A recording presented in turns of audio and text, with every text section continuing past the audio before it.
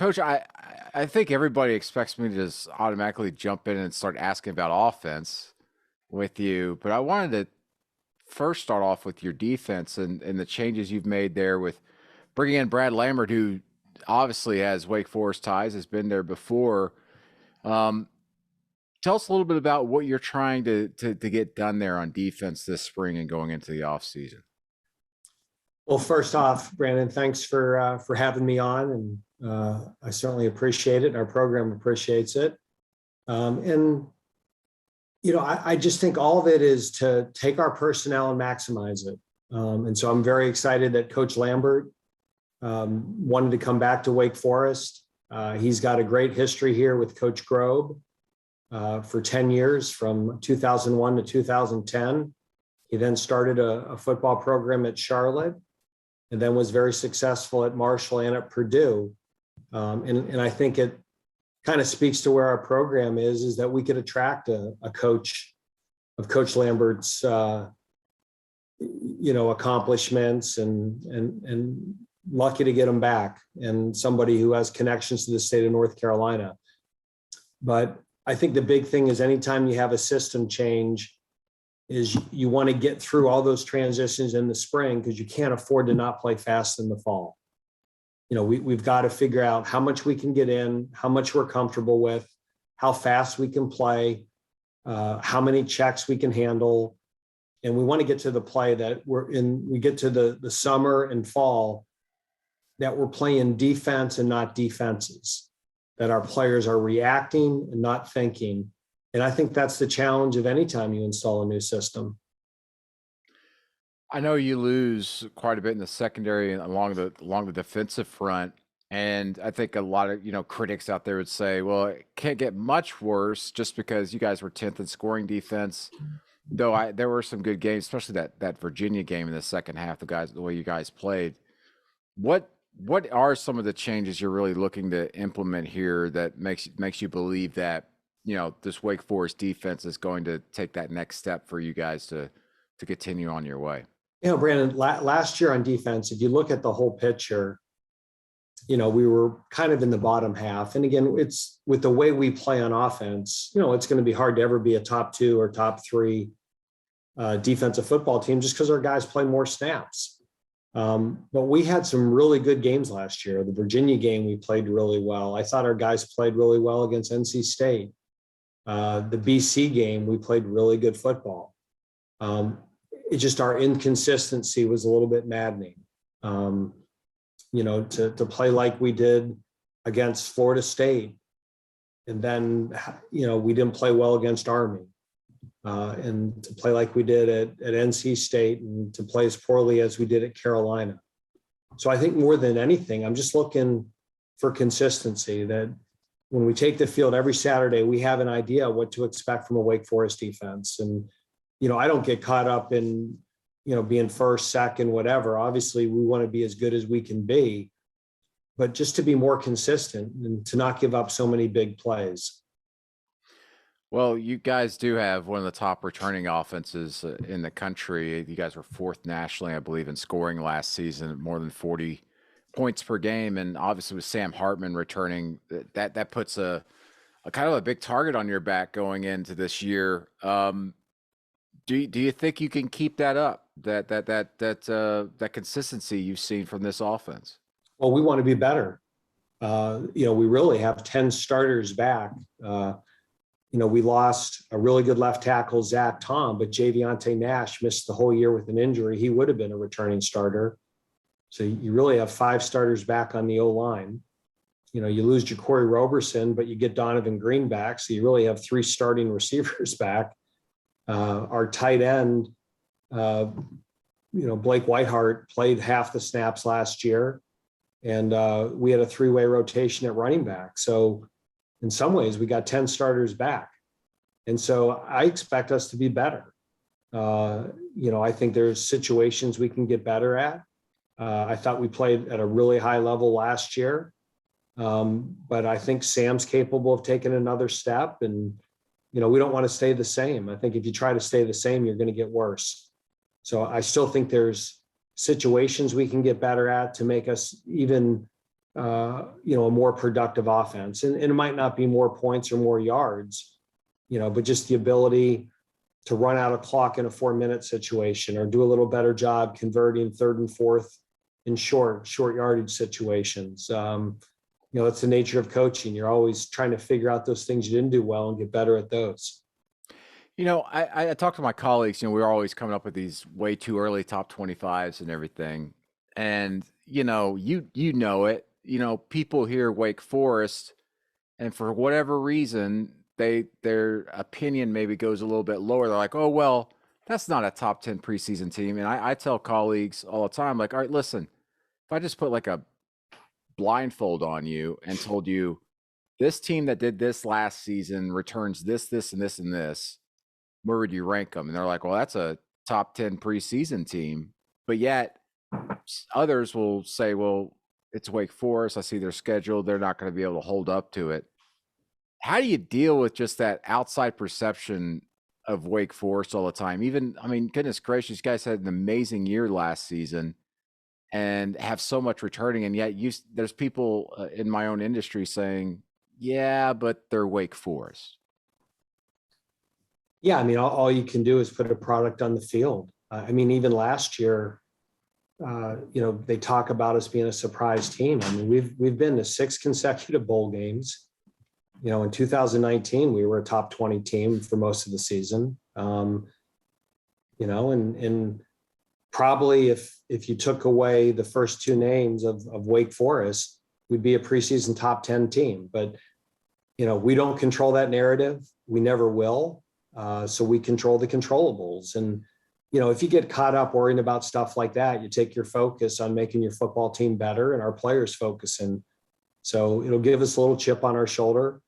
I don't know how many years in a row we have to be good before we eliminate that perception, that people start viewing the Wake Forest football brand as a really solid brand.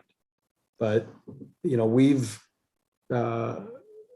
out-achieved our preseason prediction, 8 years in a row. So, I mean, that's, I guess that's a streak you want to continue. But again, we're a good program. We've been a good program, and we expect to be really good next year again. I want to talk about your relationship with Warren, and dating back to, I think you guys first started working together, 2009 at Bowling Green. And I talked to him, I think last season, maybe during the season, and he told me, I was like, I never see your name come up for head coaching gigs. And he said, well, I'm not really interested in being a head coach. I just want to be a coordinator. This is what I want to do. And, and you hear that sometimes, you're like, oh, he's just saying that. But he talked in length about why he doesn't want to be a head coach. You don't see that very often, especially among coordinators, offensive coordinators, because those guys are getting picked up left and right as soon as they have a great season. So take me back. When did you start realizing that you guys had something special together? And at what point did you guys realize that, as long as you guys wanted to work together, you would? Well, Warren is certainly capable of being a head coach if that's something he wanted to do. He's organized, he's smart, he's innovative, he's a great recruiter. And those are personal choices. And obviously that choice of his to not want to be a head coach has helped Wake Forest and Bowling Green football. Because again, he certainly has the skill set to do it, and the work ethic and all those intangible qualities. So I love working with Warren. I completely trust him.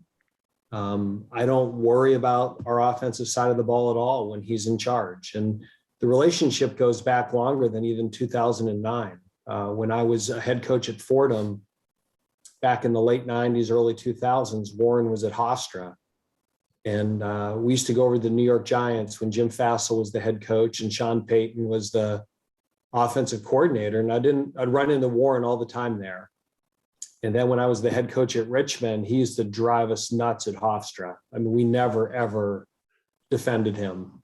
And, so when I got to Bowling Green, that was the first time in my career that as a head coach, I wasn't going to be the play caller or the quarterback coach. And from my days of going against Warren and researching with him, I just always had a lot of respect for him. And at the time had no idea it would become this, 14-year partnership. And that's what it is. I view Warren as a partner. We work together. I don't feel like he works for me or I work for him, that we share values in terms of how the program should be run.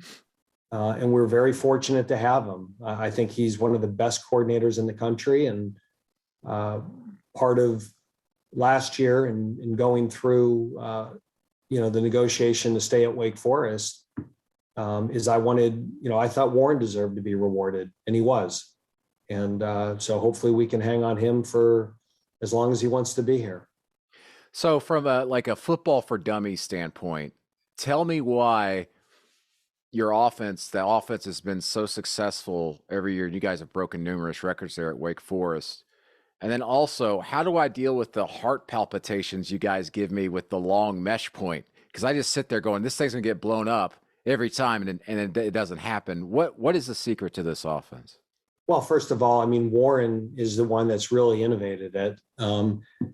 We had success at Bowling Green our last couple of years there and had a real productive offense. And whenever you take over a new program, you're going to install what you just ran. So we installed our Bowling Green offense here at Wake Forest. And quite frankly, it didn't fit where we were personnel wise. I don't know if it was ever going to fit with where I view us strategically compared to the teams we play. Mm-hmm. And that's where I give Warren a lot of credit. He's not so locked into a system. He's very flexible. He maximizes personnel. He looks at what we are and what we can recruit and where our personnel advantages are and challenges are. And he really did a great job of innovating and coming up with this system. We had run some RPOs before. It's been part of our offense, for 14 years. But it was really a way of slowing down pass rushes, of making defensive linemen have to always have a run pass transition. And really it's option football at the heart of it. Yeah. It's option football out of what I like to joke is sexier formations. What Army does and what Navy does in terms of reading defenders in every play can come out three different ways. What we do isn't much different. It's not triple option football. And because of that, it's a lot more appealing to running backs, receivers, and offensive linemen that we are blocking and running traditional run plays. Is Sam Hartman the best quarterback returning in the ACC? He was second team all ACC last year, and the guy that was first team graduated. But again, it's another, I see all the preseason lists and, according to all the experts, he's fifth or sixth. So I don't, again, I'm a huge Sam Hartman fan. He's produced, he's efficient. He's become a great leader. He has toughness. He has arm talent. He's very productive. And he's done a great job for us. Again, I just don't think a lot of people in your industry really do their research on him or on us. So to me, being dismissive of Sam when you do quarterback rankings is just some people being lazy and not watching film and not looking at the numbers. Last year we lost Donovan Green and, we lost our starting tackle and, we were in trouble. And, Sam helped develop a Torian Perry to one of the best receivers in the country, and he's plays with courage. He's tough. Again, like I said, he's a leader. I think he's one of the best quarterbacks in the country. Forget the conference. Now, having said that, I have great respect for the returning quarterbacks in the conference. There's other really good quarterbacks coming back from other programs.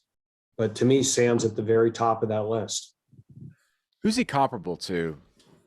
Who's out there right now? Even on the pro level, just the way he plays. I'll be honest with you, Brandon. I don't watch a lot of NFL football. Yeah. During the season on Sundays, I'm watching our Saturday's game and who we play. So I watch 1 or 2 NFL games a year. Is he So the best? playoffs in the Super Bowl. Is he the best quarterback you've coached? Well, we've had a lot of good Yeah, I quarterbacks was gonna here. say. Yeah. I mean, certainly John Wolford just won a Super Bowl ring. Jamie Newman was only our starter 1 year, but he was very productive. Matt Johnson was the best quarterback in the MAC when we had him. And we've had some really good quarterbacks over the years. And I would put Sam up there with all of them and any of them. He's a great quarterback for Wake Forest. He fits our system well. I mean, I think he'd fit any system well.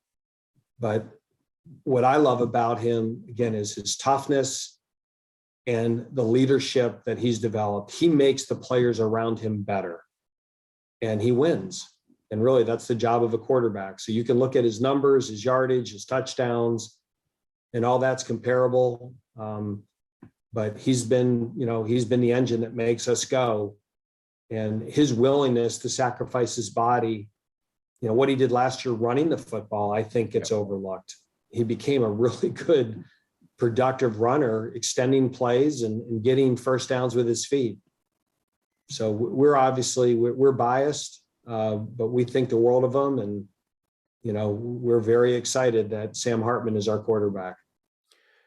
There's been a lot of great football played in the Carolinas on the college level the last decade. I mean, it's incredible. And I remember last season, and I'm sure I need to update the numbers, but you guys were, more successful against those teams, in the state than really anybody else. And of course, everybody's talking about Clemson, and they fall in love with North Carolina with the Mac Brown and everything. But how have you guys been able to be so consistent despite one, just the name labels or whatever, everybody looks at Clemson, but also even in recruiting, you look at recruiting rankings, Wake Forest isn't finishing the top 10 every year, top 15.